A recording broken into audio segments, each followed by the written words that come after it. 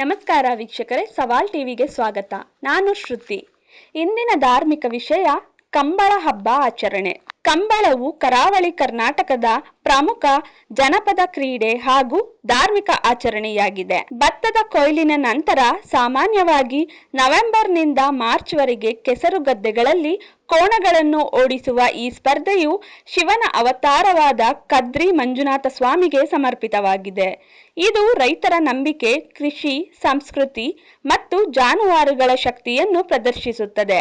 ಕಂಬಳವು ಕರ್ನಾಟಕದ ಕರಾವಳಿ ಪ್ರದೇಶಗಳು ಹಾಗೂ ದಕ್ಷಿಣ ಕನ್ನಡ, ಉಡುಪಿ, ಕಾಸರಗೋಡು ಭಾಗಗಳಲ್ಲಿ ಆಚರಿಸಲ್ಪಡುವ ಪ್ರಸಿದ್ಧ ಗ್ರಾಮೀಣ ಕ್ರೀಡಾ ಸಾಂಸ್ಕೃತಿಕ ಹಬ್ಬವಾಗಿದೆ. ಇದು ವಿಶೇಷವಾಗಿ ತುಳುನಾಡಿನ ಜನರ ಜೀವನ, ಕೃಷಿ, ಸಂಸ್ಕೃತಿ ಮತ್ತು ಪರಂಪರೆಯನ್ನು ಪ್ರತಿಬಿಂಬಿಸುವ ಮಹತ್ವದ ಹಬ್ಬವಾಗಿದೆ. ಕಂಬಳ ಹಬ್ಬವು ಸಾಮಾನ್ಯವಾಗಿ ಚಳಿಗಾಲದ ತಿಂಗಳುಗಳಲ್ಲಿ ನಡೆಯುತ್ತದೆ. ಈ ಹಬ್ಬದಲ್ಲಿ ನೀರಿನಿಂದ ತುಂಬಿದ ಕೆಸರು ಮೈದಾನದಲ್ಲಿ ಜೋಡಿ ಎತ್ತುಗಳನ್ನು ಓಡಿಸುವ ಸ್ಪರ್ಧೆ ನಡೆಯುತ್ತದೆ. ರೈತರು ತಮ್ಮ ಎತ್ತುಗಳನ್ನು ಅಲಂಕರಿಸಿ ದೇವರ ಆಶೀರ್ವಾದ ಪಡೆದು ಸ್ಪರ್ಧೆಯಲ್ಲಿ ಭಾಗವಹಿಸುತ್ತಾರೆ.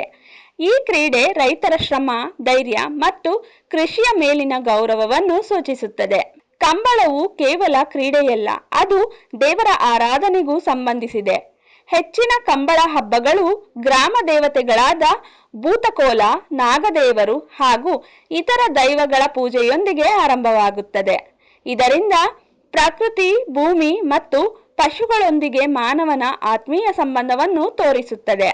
ಈ ಹಬ್ಬವು ಗ್ರಾಮೀಣ ಜನರಲ್ಲಿ ಏಕತೆ ಮತ್ತು ಸಹಭಾವನೆಯನ್ನು ಬೆಳೆಸುತ್ತದೆ. ವಿವಿಧ ಹಳ್ಳಿಗಳ ಜನರು ಒಟ್ಟಾಗಿ ಸೇರಿ ಕಂಬಳವನ್ನು ಸಂಭ್ರಮದಿಂದ ಆಚರಿಸುತ್ತಾರೆ.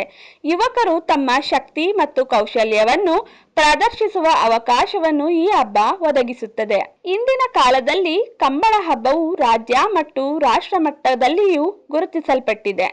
ಕಂಬಳ ಹಬ್ಬವು ಕೃಷಿ, ಸಂಸ್ಕೃತಿ, ಗ್ರಾಮೀಣ ಜೀವನ ಮತ್ತು ಪರಂಪರೆಯ ಮಹತ್ವವನ್ನು ಸಾರುವ ವಿಶಿಷ್ಟ ಹಬ್ಬವಾಗಿದೆ. ಇದು ಕರ್ನಾಟಕದ ಸಂಸ್ಕೃತಿ ಮತ್ತು ಪರಂಪರೆಯ ಹೆಮ್ಮೆಯ ಚಿಹ್ನೆಯಾಗಿ ಉಳಿದಿದೆ. ಇದು ನಮ್ಮ ಸಂಸ್ಕೃತಿಯನ್ನು ಉಳಿಸಿ ಮುಂದಿನ ತಲೆಮಾರಿಗೆ ಪರಿಚಯಿಸುವ ಮಹತ್ವದ ಆಚರಣೆಯಾಗಿದೆ. ಹೀಗೆ ಹೆಚ್ಚಿನ ವಿಡಿಯೋಗಳಿಗಾಗಿ ಸವಾಲ್ ಟಿವಿಯನ್ನು ಸಬ್ಸ್ಕ್ರೈಬ್ ಮಾಡಿ. ಈ ವಿಡಿಯೋ ಇಷ್ಟವಾಗಿದ್ದಲ್ಲಿ ಲೈಕ್ ಮಾಡಿ, ಶೇರ್ ಮಾಡಿ. ನಿಮ್ಮ ಅನಿಸಿಕೆಗಳನ್ನು ಕಮೆಂಟ್ನ ಮೂಲಕ ನಮಗೆ ತಿಳಿಸಿ.